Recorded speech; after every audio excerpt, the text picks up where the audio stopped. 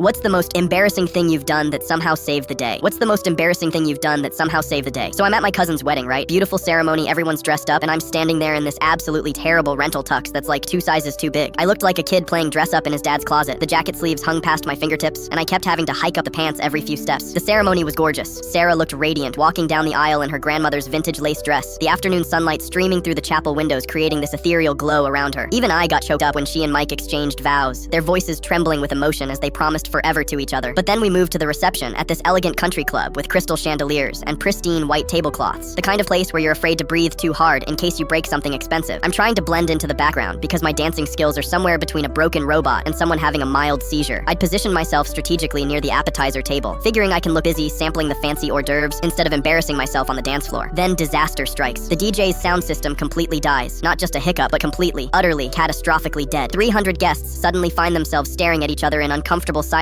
while the bride starts tearing up because her carefully planned first dance is ruined. Mike's frantically pressing every button behind the DJ booth like he's trying to defuse a bomb. The wedding planner is pacing back and forth, having a complete meltdown while speaking rapidly into her headset. Everyone's standing in this awful, suffocating silence. I watched Sarah's face crumble as she realized her perfect day was falling apart. This was the woman who had planned every detail for 18 months, who had color-coordinated napkins and practiced her first dance routine for weeks. I had 2 choices: stay invisible in my oversized penguin suit, or remember that I had my old Bluetooth speaker in my car from last weekend's beach trip. Taking a deep breath, I sprint to the parking lot in my oversized tux, pants flapping around my ankles like a penguin having an emergency. I grab this tiny beat-up speaker and rush back inside, heart pounding so hard I thought it might burst through my rental vest. I connect my phone with shaking hands, desperately hoping the Bluetooth would cooperate. The little device finally chirped its connection sound, and here's where everything goes completely sideways. The first song that blasts through the speaker at full volume for all 300 guests isn't the romantic first dance song I intended. It's Baby Shark, the full-on, mind-numbingly repetitive children's version at maximum volume. My last played song from babysitting my nephew the day before, still queued up and waiting to announce itself at the absolute worst possible moment in wedding history. The entire reception freezes like someone hit a pause button on life itself. The bride's face goes white, then red, then white again. The groom looks confused and horrified, probably wondering if this is some sort of elaborate prank. Then something absolutely magical happens. The bride's 4-year-old flower girl starts giggling, full-on belly laughs echoing through the stunned room like the most beautiful sound in the world. Then she starts dancing, doing the arm movements with complete abandon, radiating pure joy. All the kids join in like they've been waiting their whole lives for this exact moment. Then adults start laughing and clapping, first hesitantly, then enthusiastically. Within 30 seconds, the entire reception is doing the Baby Shark dance, including the bride and groom who are crying from laughter instead of disappointment. I quickly switched to their actual first dance song, fumbling desperately while trying to disappear into the floor, but by then it didn't matter. The ice wasn't just broken, it was completely obliterated. People kept saying I saved the wedding, turned disaster into the most memorable moment anyone would ever experience. The bride thanked me in her speech, calling me the accidental wedding hero. Inside, I was mortified, but weirdly proud. Sometimes the best solutions come from the most embarrassing mistakes.